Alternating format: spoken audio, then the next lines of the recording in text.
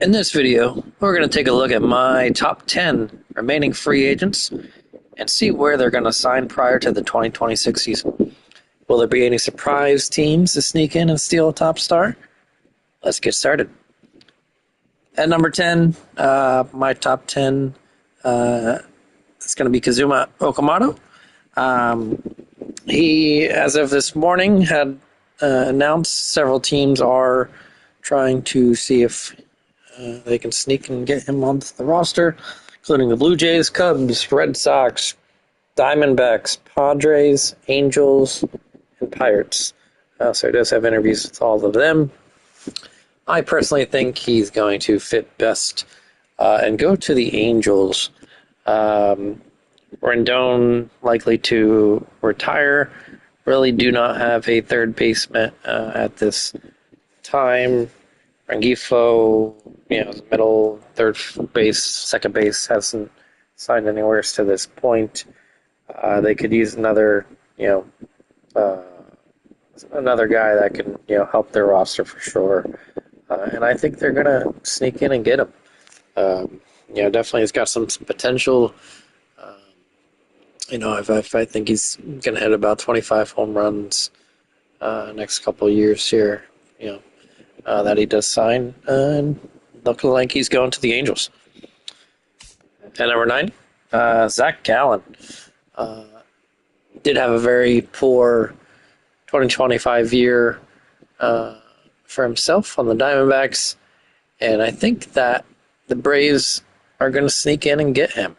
The Braves are not known to sign free agents. In fact, the largest contract they've ever signed for free agents, BJ Upton, which I believe was $75 million and change over a 5-year span. So, could he be a little less with his down year? Could the Michael King recent signing bring down his price? I think it'll be a good fit. I think they can get him, on a 3-year deal, something along those lines. And hopefully the Braves can sneak in and grab Zach Gallen. And I think he, fit in nicely. They have A.J. Smith-Shawver on IR to start the year, already recovering from Tommy John. And Reynaldo Lopez, Grant Holmes, could both slide to the bullpen depending. Waldrop's another starter, quite young, and had a very good year for the Braves coming up, but I think they could use another prominent top starter, and I think Gallen brings that to the team. At number 8, Tatsuya Imai. He does have to sign by January the 2nd, so he does have only a couple days here to sign. And I think the Cubs are going to sneak in and get Imai. I know a lot of Yankees fans are probably thinking, and that he could go there, but I think the Cubs are gonna want another top starter. If I do, all depending on what occurs with Kyle Tucker, if he happens to go back, I think if they'll realize, they do need more pitching. They didn't really have that this past year. Justin Steele being hurt did not help them either. But I do think Imai will head to the Cubs. At number 7, Eugenio Suarez. Could he slide back in to the Mariners? Absolutely. They don't really have a great option at third base right now. Ben Williamson might be their starter, presently speaking. So could he go back to the Mariners? Possibly. I think Suarez is going to go to the Mets. I think they need a replacement for Pete Alonso for Big Bat, different position, of course. And I think he could definitely benefit to going there. Could be DH, could be third base, depending. If he does go there, I do probably project that they might trade Beatty, but at the same time. But Just all kind of, depends, what they're looking for, but they definitely need another bat. I don't think Jorge Polanco's the true fix for that first base position for the Mets. Definitely had a good year this past year, but Vientos, if unless the Mets think he can get back to being a 30 home run guy and maintain this strikeouts and get on base, I think the Mets need to make a move. They've taken some hits here. Nimmo being gone, they do need another outfielder too.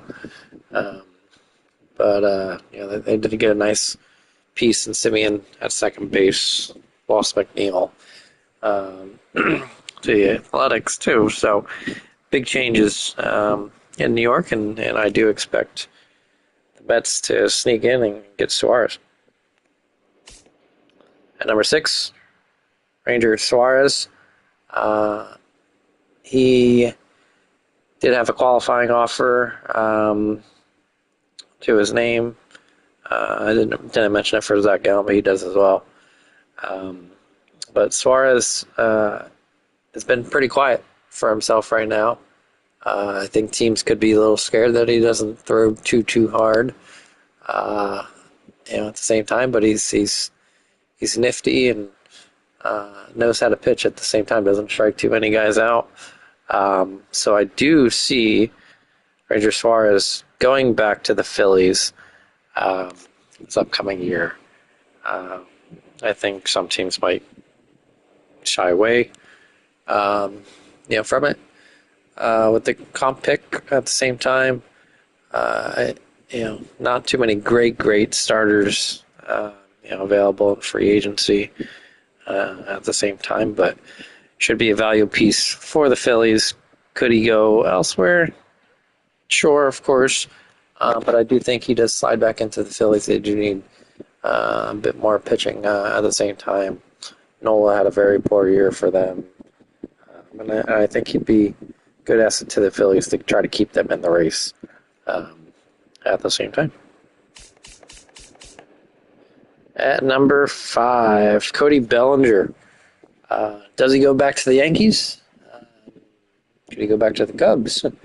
I don't think either. I think this is going to be the shocking signing of the offseason. I think Cody Bellinger is going to go to the Arizona Diamondbacks. I think they will be wanting to continue to get better.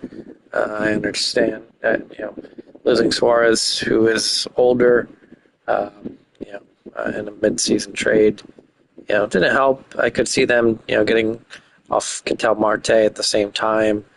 But I think they're probably wanting to get Jordan Lawler some time as well. The outfield isn't great for Arizona.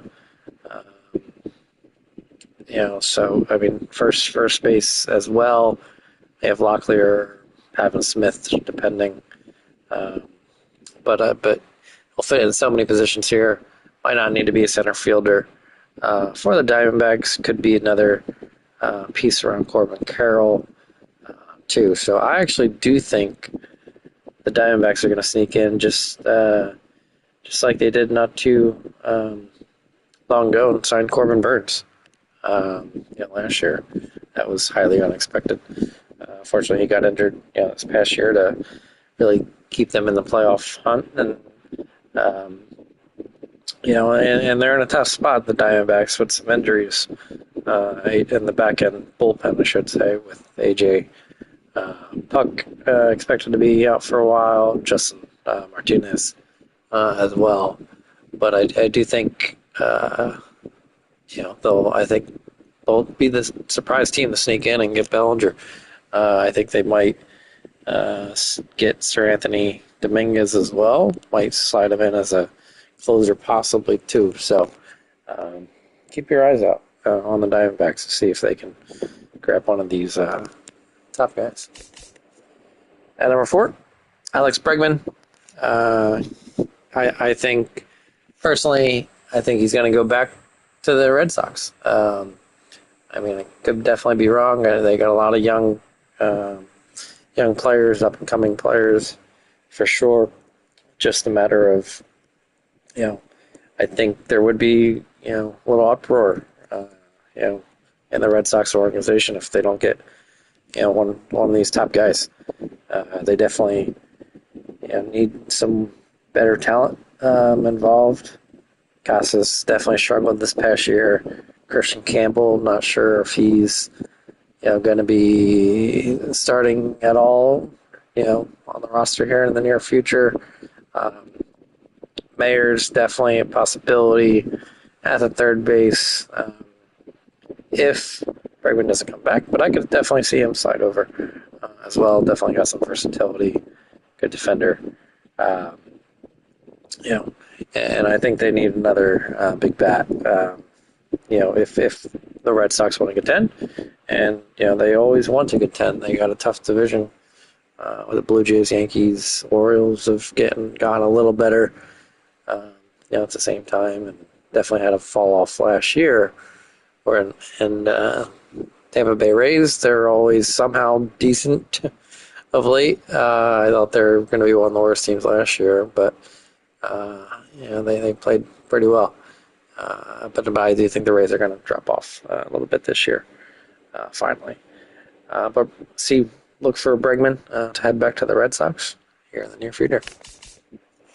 Number 3, Framber Valdez, ground ball pitcher, workhorse, close to 200 innings pitched this past year.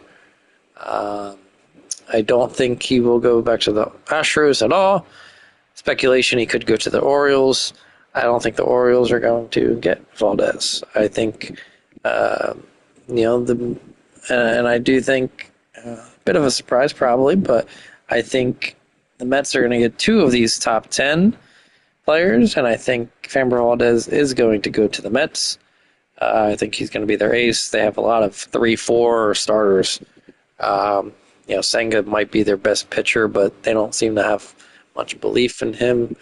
At the same time, and it makes sense with Valdez going to the Mets. Simeon's a great defender as well, and they could definitely use someone to help turn 2 a lot with Lindor and Simeon in that middle infield. And I think he'd be a great piece and definitely help those Mets cope with the loss of Pete Alonso, along with Eugenio Suarez, who earlier predicted to go there too. And number 2, top free agent, Bo Bichette. Bichette's one of the trickier free agents myself, and lots of teams that definitely could use his services.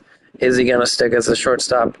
I don't necessarily think he will in the long term or short term, actually. I think some ramblings the Dodgers might want him to play second base, that the Yankees might want to sneak in and grab him and as well. But I think Bo Bichette will be going to the Texas Rangers. The Rangers are well under the luxury tax. They did trade Simeon earlier this offseason as well. Got Nemo, back from the Mets, and I think the drop off from 2 years ago for the Rangers, they're not happy with, and I think they need some more talent on the Ranger team. Seager's a stud for them, and I hope that they do get Bichette. Definitely would slide over to the second base position if they were to do that. Really don't have a lockdown second baseman necessarily. For the Rangers, Jake Berger, decent player, had a better second half of the year. I do expect the Rangers to get one of these catchers here in the free agent market as well. But they've got some, young talent. Langford's, got potential. One of the best, outfielders already. Evan Carter, was a top prospect. Kenny hit, at the same time, and Nemo is going to be a valuable piece in the outfield there. So I think they're going to try to make that move. I think they know if they can get in the playoffs with Eovaldi and Jacob deGrom. I think they realize just those two guys alone and can give them a shot. Jack Leiter pitched a little bit better for them. Kumar Rocker definitely struggled, but they've got a lot of arm talent in their organization. At the same time, recently signed Chris Martin back to the team for more of a setup position. So I could see them getting Bo Bichette. Last but not least, top free agent prospect remaining, Kyle Tucker. Will he go back to the Cubs? I think, personally, the Cubs do lose Kyle Tucker. And I think Kyle Tucker will sign a long-term deal with the Toronto Blue Jays. They are trying to hit big. Vladimir Guerrero Jr. And him could be two big assets, to the team. Long time running. As mentioned, I think Bichette does leave. So I think they're going to, want to replace, a star with another star. Different position, but Santander, not sure where he fits in at this point. Definitely still got a big contract. So they're going to want to get somebody here. I don't know if they want to go, run with Luke's, as an outfielder throughout the whole year, and kind of rotate between Santander and Lou Profito and Schraw, depending. Springer, I expect to be, pretty much just a straight DH at this point. Marshall's one of the best defenders in baseball. But I think the Blue Jays are content probably with losing Bichette and having Jimenez, as short, and Barger, as the remaining infield with Guerrero there. So I think they're going to want to strike now that the water's hot, and getting Dylan Cease early in the year is a big deal at the same time too. So they've might be the favorite in the AL, and that is not what I could say last year entering the season. Big fan of what Toronto's done. They did fall short to the Los Angeles Dodgers in the World Series, but I see them striking big with Kyle Tucker here as a top free agent remaining in 2026 offseason. So I'd love to get your opinion on what you've heard here. Please leave a like, leave a comment. I'd love to go back and forth with questions and who you think's going where and why, and who your favorite teams are. Appreciate your time. Keep an eye out for more videos. Have a great day, everybody.